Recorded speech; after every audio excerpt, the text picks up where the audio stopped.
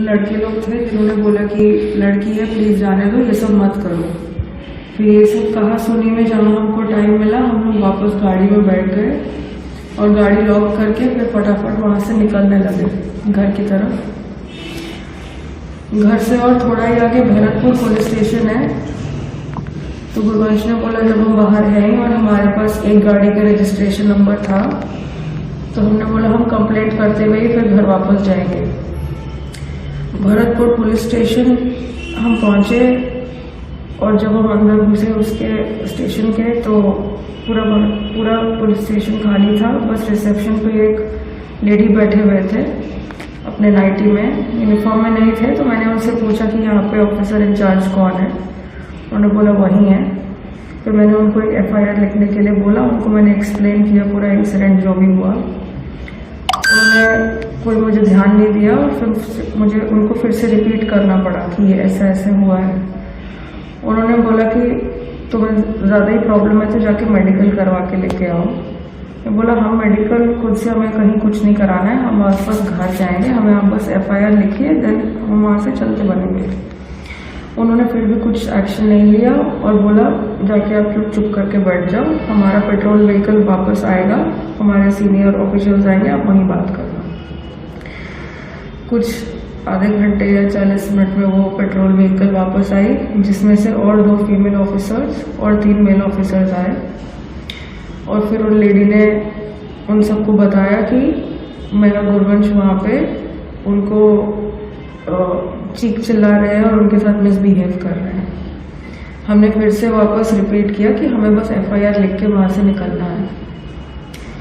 फिर एक mail officer ने एक पेपर और कलम गुरवंश को दिया कंप्लेंट लिखने के लिए और जैसे ही वो एक लाइन लिखना खत्म किए थे उतने में ही पीछे से एक मेल ऑफिसर ने उनको आके पकड़ के उनको पूरा स्ट्रिप डाउन करके उनके सारे के सारे बिलोंगिंग्स लिए और उनको खींच के, उनका शर्ट भी फट गया था, उनको खींच के लॉकअप में डाला।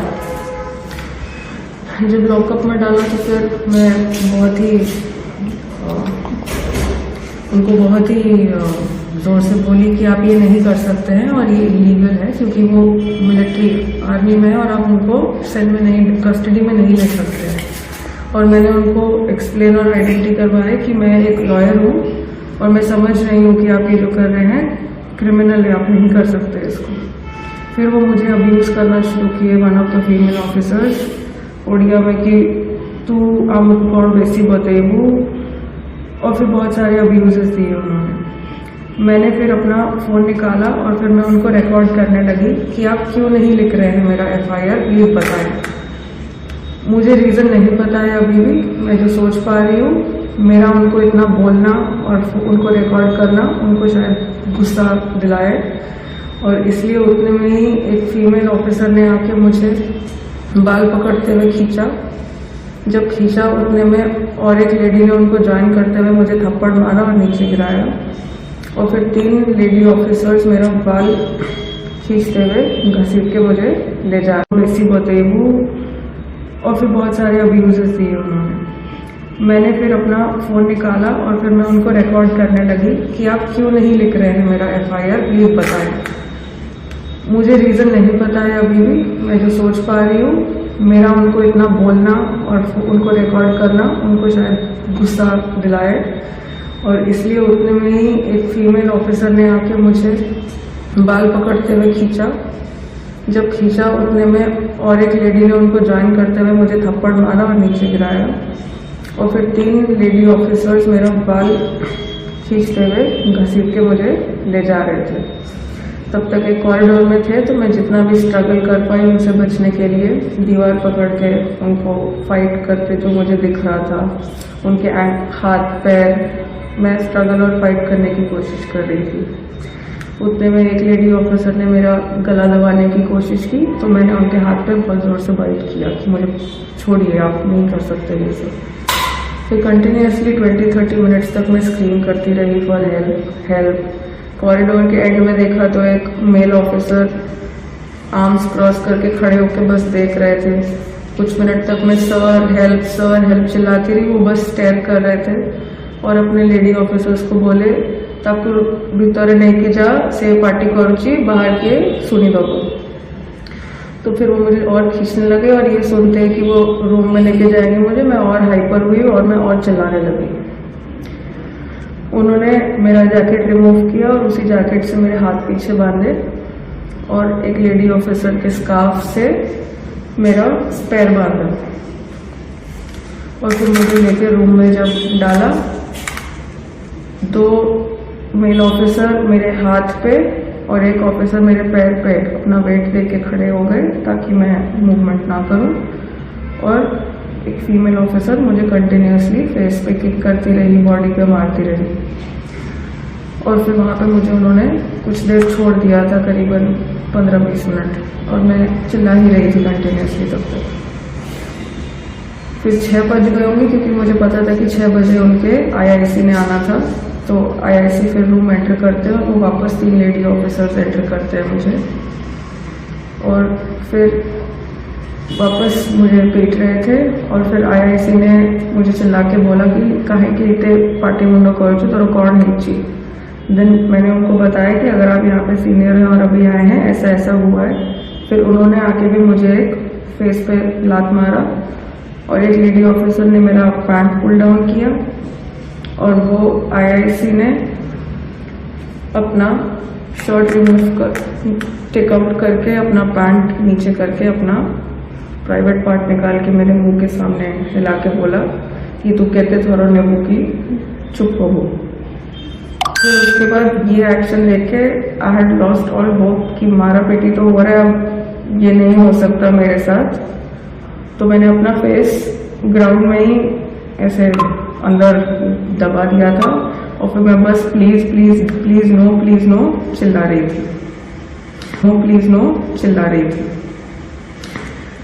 उसके बाद वो लोग फिर बाहर चले गए और कुछ देर के बाद गुरवंश आए और उन्होंने मुझे फ्री किया, खुला मुझे अनटाई किया और मुझे लेके जाके रिसेप्शन तक बैठे।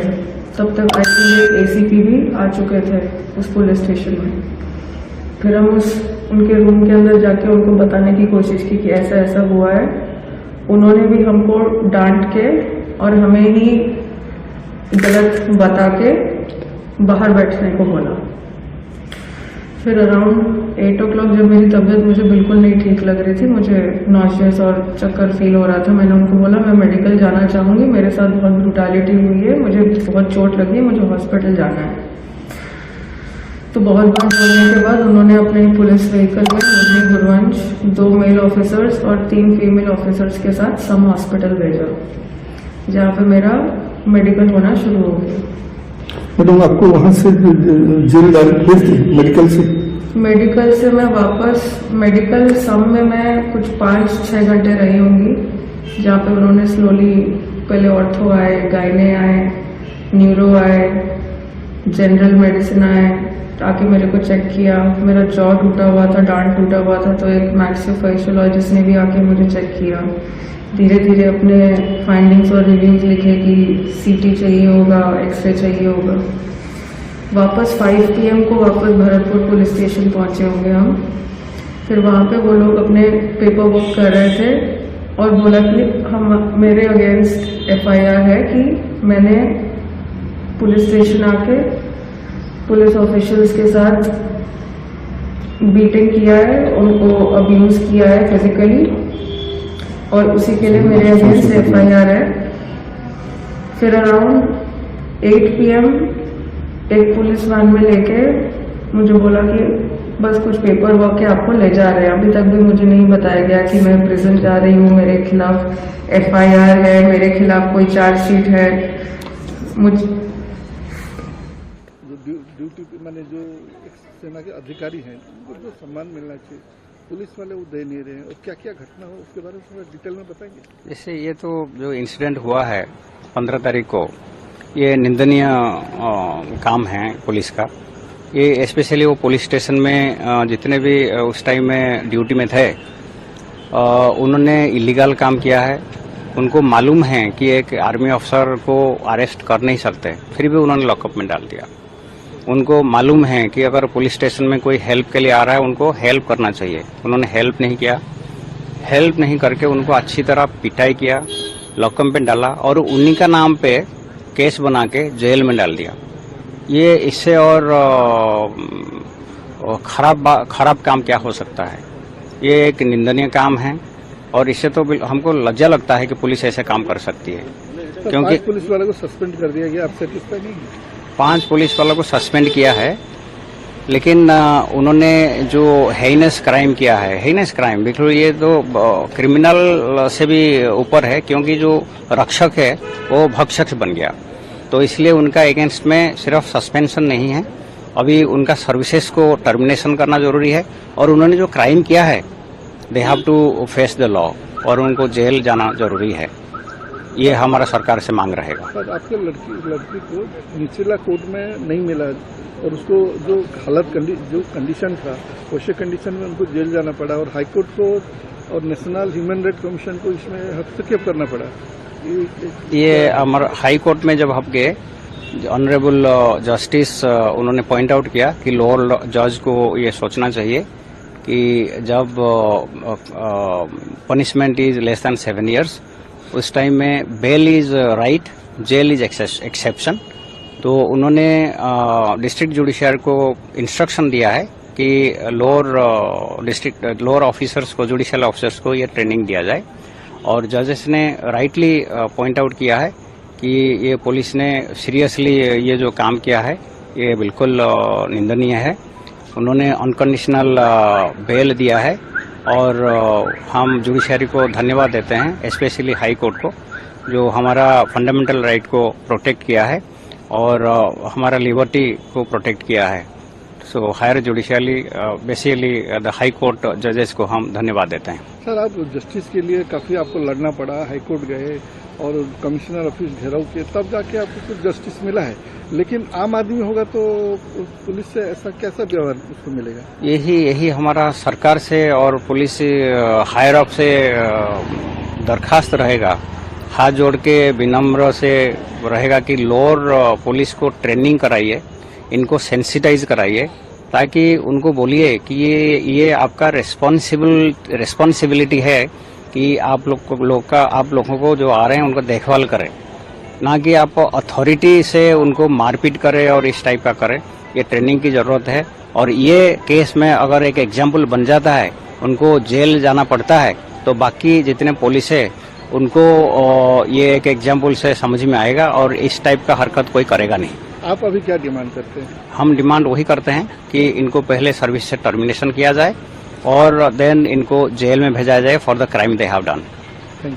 Thank you very much sir.